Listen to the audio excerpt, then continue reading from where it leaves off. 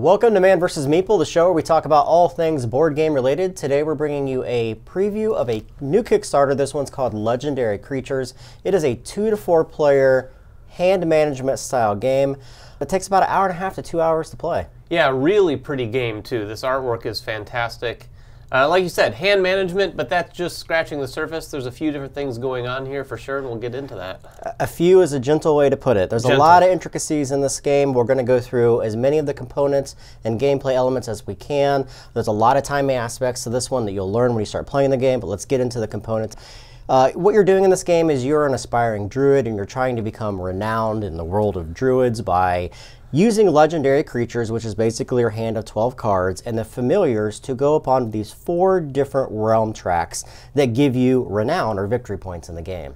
You have a variety of different modular boards that will be pieced together. At the very top, you have the ruled board. That will mark the different rounds up in the game. There are 3 different rounds. Each of these rounds is broken into a morning, day, and night phase, so 9 rounds in total.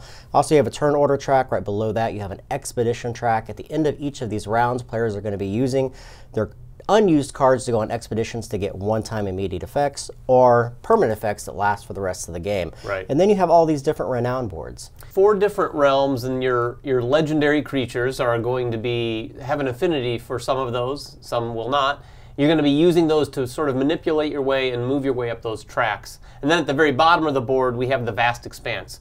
This is going to house 3 new legendary creatures at any given time. There's a stack of several of them, and you're going to be able to bring those and replace some of the ones that are in your starting hand. Yep, speaking of your starting hand, each player is going to start with the same 12 cards within their hand. There's going to be 3 cards from each realm, but all 12 of the cards are unique legendary creatures.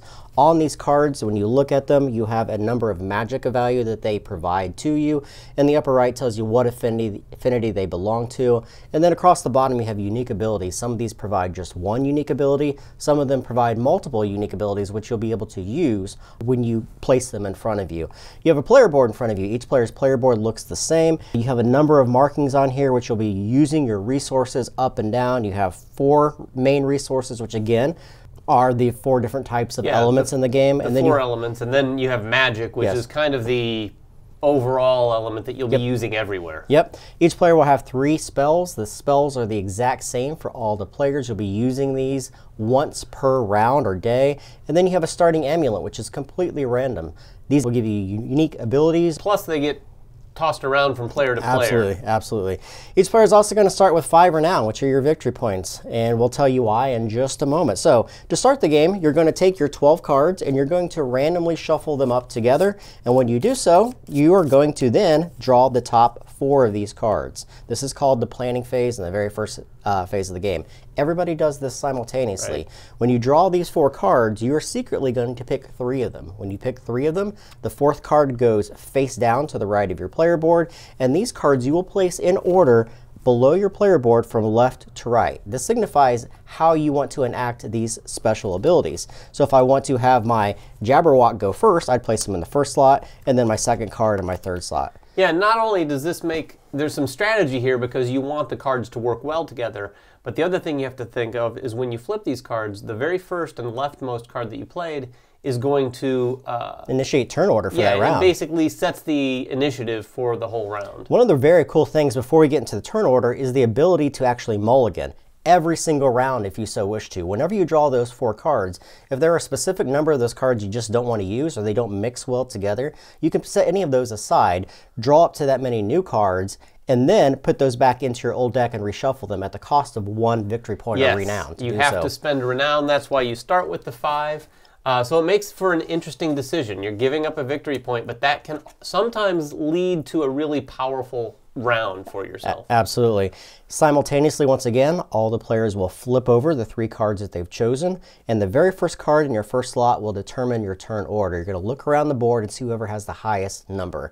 Any ties, once again, are broken by the player that holds the Kaja's amulet, which is always the tiebreaker for every single situation in the game. And then you're going to reorder the turn order markers depending upon whoever has the highest number in that value.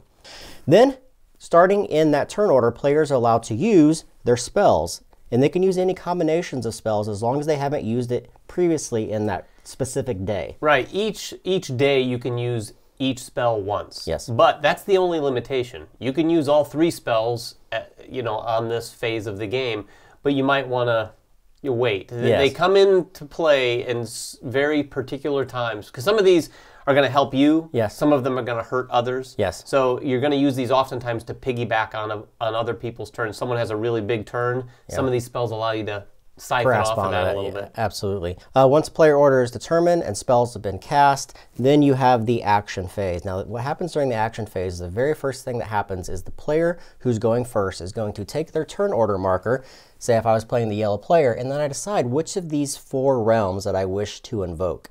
When you place your token on there, that means one of 2 things. One, that is the only place that your familiar can move for that round, meaning that's the only track that you can navigate. Right. Number 2, the track that you place in also gives you a unique bonus for that round, depending upon the cards that you play. Right. If you play a lot of water cards, for instance, this realm is the water realm, you're going to get a little bit of a benefit. So any card that provides you any resource, you're going to get basically bonus resources if you're in the realm for which that legendary creature has an affinity. Yeah, that also includes any of the special abilities that you get to use as well. For instance, this Nightmare gains 2 fire. You would gain 3 if you've picked the fire affinity for that round. And then what's going to happen is you're going to use your cards from left to right. Now, you can use them for one of 3 different main ways. The first thing you can do is simply gain magic, and you move that marker that many spaces on your track. Now, again, if I had picked the Forest Realm, I would gain 5 instead of 4 in this case. The second thing you can do is you can use one of the 2 possible abilities on the bottom of the card instead, enacting that ability, doing whatever it says. Or you can just discard the card permanently. And out of the game. Out of the game. You're getting rid of that that legendary creature, and then you're grabbing one of these creatures from the Vast Expanse. Right. You're taking that card, and then you're putting it into that same slot and getting to use that ability right then. Right. It's an interesting way of sort of allowing for some building of a deck. It's not a deck builder by any means, but you're going to be replacing cards in your hand, the legendary creatures with new ones. These are going to change. There's 3 face up here, and there's a few of 4 for each one. 4 for each one, and they're going to change throughout the game. So it makes for a chance to really sort of channel into one of these realms and change your go hard strategy into it. And put some focus on some stuff. Yeah, absolutely. Some of the other things a player can do optionally on their turn is they can enact one of their amulets. The amulet that I have at this round simply says to gain 2 resources of any type. However, you always have the ability of paying a renown to any one of the players at the table, and then taking their amulet, giving them yours, and then using the amulet that you've taken, which is cool. Right, and there's a lot of back and forth there. I mean, we've had some turns where I paid Jeremy to switch amulets, and then he paid me right back to switch back. So the amulets are an interesting mechanism that just kind of like dance around the table the entire time. Another option you can do is you can trade 2 for 1 in any resource. So if I'm sitting heavy on a very particular type of resource that I'm not going to use that round, I can give up 2 of those for 1 of any type. You can do that as many times as you have spaces on your board. You're going to go around the table, and everyone's going to use their cards in that way. Yeah, you're going to use your cards, and hopefully by the end of the round, you will have moved at least one of your familiars up. There are some other ways that some of your familiars might move outside of basically the efforts that you've put forth, but hopefully you've moved up, and that's what this game is all about. So at the end of that round, you're going to look at your place on the realm track, and whoever's in the lead is also going to get one of the gifts associated with that realm track. With the trick being that if you've reached the end spot in that particular realm, you're out of the contention to get that gift, because it's kind of a catch-up mechanic in that way. We even forgot to mention how you even get renown. This is the whole purpose of the game. Oh, yes. So on your turn, you're also allowed to pay any types of resources that are on here to move your familiar up this track. So if I wanted to move up this track, I'd have to pay 1 water and 2 magic, and you can do that as many times as you wish until you get to the next threshold. Each of these have thresholds that you have to use in order to move forward. That's basically what you're going to be doing every turn, collecting those resources, turning those resources into your familiar's movement. Right. So once you're done with that, you're going to reset. All the cards that you've used in this round are going to be scooped up. They're going to be thrown into a discard pile. You're going to draw 4 new cards. Any of the spells that you've used will come back to you, and they'll be turned over, meaning they're not going to be used again until the next day. Not the next round, but the next day. Right. The other thing at the end of the day is you're going to be looking at the expedition track. You're going to take all those cards that Jeremy mentioned earlier that get set over to the right of your board. simply reveal those, and whoever has the greatest cumulative value of magic on those legendary creatures is going to sort of win the expedition phase. Yes. And they'll get to pick from one of these tiles here first, yes, and then so on and so forth. Everyone gets to pick one. Yep. These things vary from a wide range of things. Some of them just give renown, some of them give just an instant boost of magic. Yeah. But this is sort of a nice additional way to score some points, a nice additional way to approach the game outside of the main mechanics. Yeah, those expeditions will happen 3 times during the game. Once at the end of the first 3 rounds, once at the end of the second 3 rounds, and once at the end of the game. Just basically giving you abilities or ongoing abilities through the course of the game. At the end of the game, you're going to score victory points for however far you've moved up on all of these different realm tracks. They all have specific number of renown depending upon where you sit in that very specific area. Each of your resources are going to give you victory points at a ratio of 5 to 1, and you're going to get victory points for any of the renown tokens that you've collected. Typically, those renown tokens are collected through very specific legendary creatures that you've played, such as the unicorn, which will give you 2 every time you place it in your tableau. Right. I mean, there's a number of ways and routes to getting some renown points or victory points. But the core of it is in these realms. We didn't mention specifically, when you get to the end here, there's a podium, basically for first, second, and third. Those spots can only be occupied by one person. Once someone occupies that spot, they've got it. They locked in first place. And these are going to be where some big points come in, you know, because it gradually goes up 1, 2, 3, 5.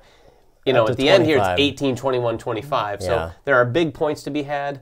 This is a game about sort of picking your realm and trying to get as many, go hard in that realm and get as many points as you can. You're not going to do that in every realm. What's really cool too is those podium spots. Once you get to them, like we said, they take you out of contention for those gifts, but they also protect you from other players screwing with you. There's a lot of cards in this game, a lot of legendary creatures that allow you to manipulate the realms that you're activating in. As we mentioned, you're invoking one realm and you're only doing the actions in that one realm, but those creatures that kind of break those rules, they'll let you screw where people are placed in other realms.